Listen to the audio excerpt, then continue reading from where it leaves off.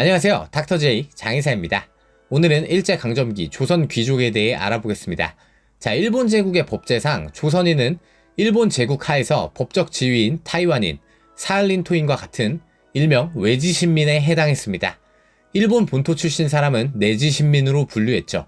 즉 일본 천황의 신민 범주에 포함은 시켰지만 엄연히 차등이 있었습니다.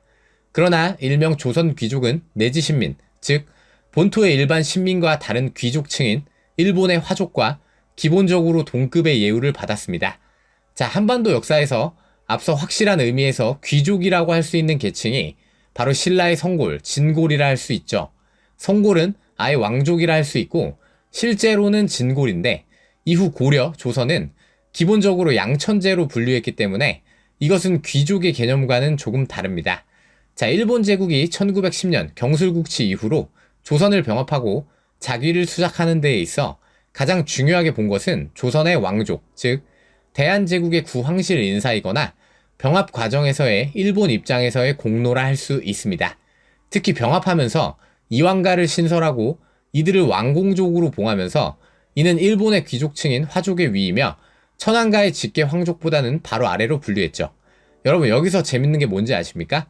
일제가 강제 병합 방침을 결정하면서 회의를 하고 대한제국 대신들과 협상을 하는데 일단 일본이 제시한 병합 실행 방법 세목이라는 보고서를 보면 최종안으로 16조에 현 한국 황제인 이가는 세습하게 하고 그 정통을 태공, 그 세사를 공으로 하며 현 태양제에게는 그 일대에 한해 특별히 태공의 존칭을 수여하며 누구라도 모두 전하로 칭함, 태왕제, 현 황제, 황제 태자에 대해서 1년 150만원을 지급할 것.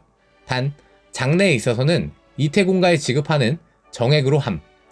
자, 이게 일본이 제시한 최종안인데 잘 보면 일본의 화족 단계인 공후, 백, 자, 남, 5등작에서 황실 전체를 황제에서 공자기로 전부 격하시키고 일본 귀족으로 편입시키려고 했다는 것을 알 수 있습니다. 그런데 최종적으로는 공작보다 높고 거진 일본 천황가의 버금가는 바로 아래 직위인 왕공족, 즉 이왕가를 따로 신설했다고 했죠. 왜 그러냐면 이를 마무리 짓기 위해 데라우치가 1910년 7월 23일 조선 통감으로 부임했는데 데라우치 이왕가 예우안을 결사 반대한 사람이 웃기게도 이완용과 조중흥입니다. 둘 다 정미칠적, 경술국적 등 매국노로 유명한 사람들이죠. 이 둘은 구황실의 호칭과 예우에 관해서는 끝까지 물러서지 않고 싸워서 일본에도 없는 왕족과 공족, 즉 왕공족이라는 새로운 계급이 만들어졌습니다. 이렇게 되므로 고종, 순종, 황태자 이은, 즉 영친왕이죠. 이들은 구황실 직계로 왕족이 되었고 반계인 의친왕 이강과 흥친왕 이재면은 공족이 되었습니다. 나라는 팔지만 그래도 미안해서인지 어떻게든 조선 왕실은 한 단계씩 지켜주려고 한 게 아이러니하게도 오히려 이완용하고 조중흥 같은 매국노들이죠. 심지어 보면 이 을사오적 중 하나 송병주는 합방 이전 이견을 표명하면서 조항을 내걸었었는데 1항 한국 황제 및 친왕에게는 일본 황족의 대우를 내려주고 상당한 연금을 증여할 것. 2항 친왕 이외의 한국 황족에게는 친등에 따라 공후 백의 3작을 수여하고 일본 화족의 예에 준하는 공채를 급여할 것. 아주 그냥 어떻게든 이시왕조 일가와 친가 사람들을 반드시 대우해줘야 한다며 조건을 내걸었죠. 실제로 이후 강제 병합 후 나오는 조선 귀족령을 보면 일본이 대부분 을사오족의 건의안을 수용하였다는 것을 알 수 있습니다. 을사오족의 건의안에는 조선 구황실의 왕공족뿐 아니라 조선의 지배 양반에 대한 귀족 대우와 은사금에 대한 건의도 당연히 포함되어 있습니다. 일본 천황은 1910년 8월 29일 조선 귀족령을 공포하고 이 조선 귀족령에는 공로에 따라 5등작이 수여된다고 되어 있지만 실제로는 공작이 없이 후작, 백작, 자작, 남작의 자기가 수여되었습니다. 이는 직계의 아들이 습작할 수 있었고 병합되고 금방 죽은 을사오적 박재수는 자작을 받았었는데 아들 박부양이 자작위를 승계받았습니다. 그 박부양은 1926년 조선 귀족에 대하여 라는 보고서를 썼는데 한번 볼까요? 조선 귀족은 소위 한국 말기의 대관들로서 실로 명치 43년 이란 합병의 대업이 이루어지자 그 공로를 표창하기 위해 메이지 천황의 경애스러운 생각에 의해 귀한 자기와 위로금을 각자 받들게 된 것으로 그 수 70여 명이 되었다. 이건 제 생각인데 사실은 왕공족이 신설되면서 화족의 공작보다 왕공족은 더 높은 대우를 받는 사람들이니까 데라우치의 안건에 항의하면서 고종이나 순종을 왕공족으로 올려놓으면 그 아래 조선 귀족들은 더 높은 자기를 받지 않을까 하는 계산이 있었을 수도 있다고 봅니다. 순종이 화족의 제일 위인 공작이라면 그 아래 대신이었던 사람들을 공작 위에 안 넣을 수도 있잖아요. 물론 왕공족이 탄생해도 조선 귀족에게 공작위를 주지는 않았지만요. 법제상으로는 조선 왕족이 아닌 사람도 공작의 자귀를 받을 수는 있게 되었죠. 또한 조선 귀족의 선정 기준은 상당히 엄격했는데 병합 당시의 조선 귀족령은 왕궁과의 근친 및 그 외척, 기타 친임관, 고등관 1등 이상, 정이품 대감급이죠. 그 이상인 자로 엄격히 제한되었습니다. 또 정일품, 종1품 이상의 대한제국 대신이라도 일본에 조금이라도 계김성이 있는 사람들은 제외되었는데 문제는 그 급에서 일본의 병합 당시 계긴 사람은 거진 없다고 봐도 무방하다는 것입니다. 이게 만국의 현실이죠. 또한 뼈대 있는 양반가나 심지어 평민, 중인 출신자도 일본 친화적인 사람들을 귀족으로 선발했습니다. 고영이, 이하영 같은 사람들이죠.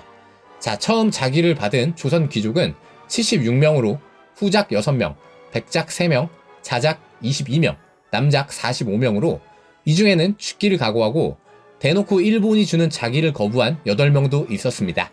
우리가 기억해야 하는 김석진, 조정구, 민영달, 유길준, 윤용구, 조경호, 한규설, 홍순영입니다. 더군다나 이들에게 지정된 은사공채금은 25,000원으로 참고로 이 당시 은행원의 월급이 50원 정도입니다. 자, 여러분 그럼 1910년 정식으로 조선 귀족에 대한 자기 수여식이 끝나고 나온 매일신보 1910년 10월 11일자 기사를 보면 이응태, 김사철, 정낙용 3씨는 세상 사람들이 영전을 하기 어려울 것이라 했지만 의외로 수작되어 이 씨는 기금에 겨워 집에 돌아가서도 신발을 벗지도 않고 자리에 올라 웃으며 실로 손과 발이 춤을 추며 어쩔 줄을 몰라 했으며 일본이 귀족작이 줄 줄은 몰랐는데 자기에게 자기를 주자 너무 좋아서 집에 가서 웃으며 춤도 추고 참 씁쓸합니다. 여러분 저기 나온 이 씨가 이용태인데 이 사람이 누구냐면 전주이씨 왕가 출신으로 을사조약 때는 매국노들을 처형해야 한다면서 난리를 쳤었던 사람이고 실제 을사오적을 죽이려고까지 했던 사람이거든요. 근데 정작 나라가 넘어가고는 일본 자기를 받고 춤도 추고 은사금 25,000원도 받았습니다. 참 이게 역사가 이래서 재밌고 복잡해요. 그리고 참 여러분들이 이 당시에 매일신보나 이런 기사들을 자세히 파보시면 대부분 수여자들이 전주이씨 왕족, 명성황후 민씨 일족, 순종의 처가 사람들, 조선의 대신들인데 대부분이 자기를 받아 너무 영광이라고 소감을 밝혔고 심지어는 말이죠. 이 70몇 명의 수작에 불만을 품은 사람들의 기사가 실린 것도 있습니다. 아니 왜 나는 귀족작이 안 주냐 하고 말이죠. 그니까 위에 8명이 진짜 폼나는 거죠. 앞서 말한 자기를 거부한 유길준 같은 경우는 남작 자기를 거부하자 데라우치가 남작은 원래 은사금이 25,000원인데 너만 특별히 5만원을 주겠다 라고 회유했거든요. 근데 필요 없어 하고 끝까지 거절한 전설적인 일화가 있습니다. 자기를 받은 사람 중 주요 인사 22명은 1910년 11월에 천황의 생일에 직접 일본으로 가서 천황을 만나 절을 하기도 했습니다. 여러분 당연히 조선 귀족이라는 건 일본 제국의 통치 수단으로 이들을 치하하면서 적극적으로 일본 제국에 대한 홍보에도 나서고 정치적으로 이용했죠. 만국의 정치사를 보면 참 재미있습니다. 중요한 것은 이 70몇 명의 조선 귀족들은 사실상 조선 말기에 조선, 대한제국 그 자체라고 볼 수 있는 핵심 인물들이거나 나라의 주인입니다. 또한 자세히 파보면 백작 민영리는 아편을 몰래 피다가 징역받아서 백작위를 강제 몰수당했고 남작 조이연은 사기를 당해 파산하면서 귀족의 체면을 유지할 수가 없자 자기가 스스로 자기를 반납하기도 했죠. 그리고 사실 조선 귀족이 되면 별로 특권도 없습니다.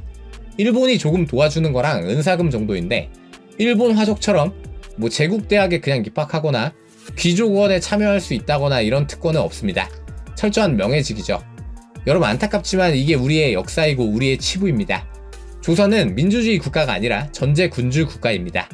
당연히 국가의 실권은 군주와 신하들에게 있으며 책임도 그들에게 있죠. 그러나 나라가 망하는 시점에서도 그들은 그들에게 주어지는 떡고물과 예우에 관해서는 침략국에게도 물러섬 없이 따지는 걸 우리는 볼 수가 있습니다. 나라를 팔면서도 챙길 건 챙긴다는 거죠. 물론 그들에게 좋은 걸 챙기는 거고요. 망국의 진짜 상황과 실체를 우리가 모두 알아야 합니다. 조선은 특정 배신자 몇 명 때문에 망한 게 아닙니다.